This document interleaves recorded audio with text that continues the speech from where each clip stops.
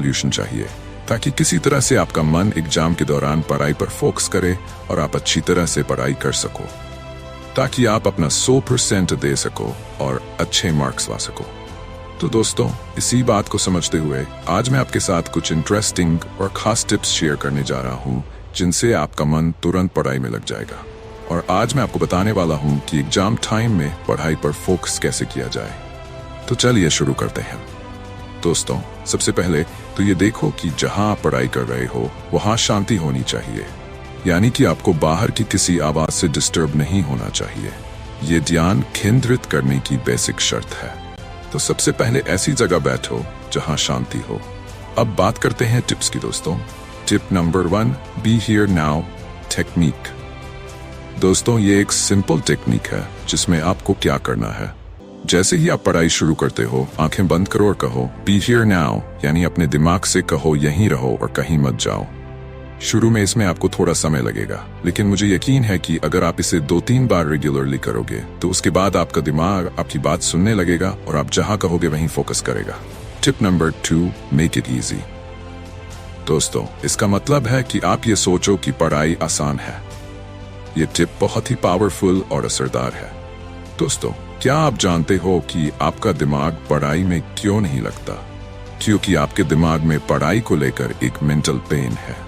तो आप उस मेंटल पेन से बचने के लिए पढ़ाई से भागते रहते हो, इसीलिए आपको पढ़ाई मुश्किल लगने लगती है। तो दोस्तों, इन टिप्स को अपनाओ और देखो आपका मन कैसे तुरंत पढ़ाई में लगने लगता है। सफलता आपके साथ है, सिर्फ ध्यान लगाकर मेहनत कीजिए। तो दोस्तों, आपको करना क्या है? जैसे ही आप पढ़ाई शुरू करते हो, ये सोचो कि पढ़ना कितना आसान है। ये चैप्टर इतना आसान है कि मैं इसे 15-20 मिनट में याद कर लूंगा।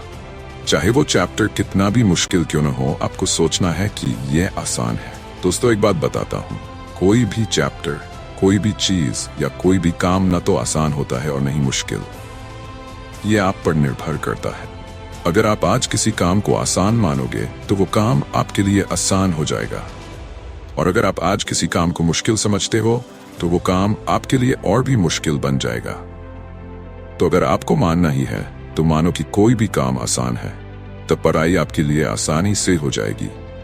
तो ये थी दूसरी टिप। अब बात करते हैं तीसरी टिप की। Tip number 3, reward system. दोस्तों, ये मेरी फेवरेट टिप है। अगर आप चाहते हो कि आपका मन तुरंत पढ़ाई में लग जाए तो ये सबसे प्रभावी तरीका है। इस टिप के 2 स्टेप्स हैं। पहला, काम को छोटे हिस्सों में बांट लो, यानी जो भी आप पढ़ना चाहते हो उसे हिस्सों में बांट सकते हो। उदाहरण के तौर पर मान लो कि आप 150 एक मार्क वाले सवाल पढ़ रहे हो, तो आप उन्हें 50-50 के ग्रुप्स में बांट सकते हो। अब कितने हिस्से हो गए? 3 है ना? अब आपको क्या करना है?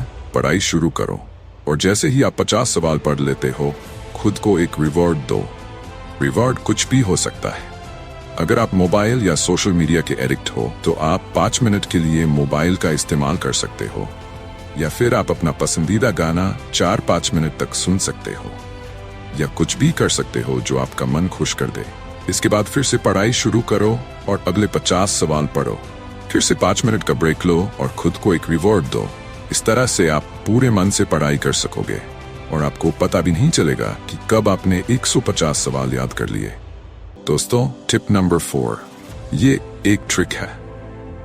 दोस्तों, ये एक तरीका है चीजों को याद रखने का। मान लो कोई इक्वेशन है, या केमिस्ट्री में एलिमेंट्स की सीरीज है, या कोई सवाल है जो आप बार बार पढ़ने के बाद भी याद नहीं कर पा रहे हो, तो आपको क्या करना है?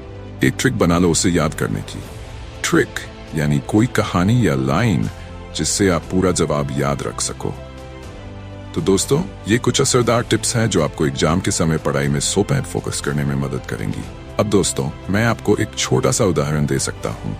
जैसे मिसोमा और उसके दोस्तों ने 1967 में एक इक्वेशन डेवलप की थी। वो इक्वेशन थी इक्वली माइनस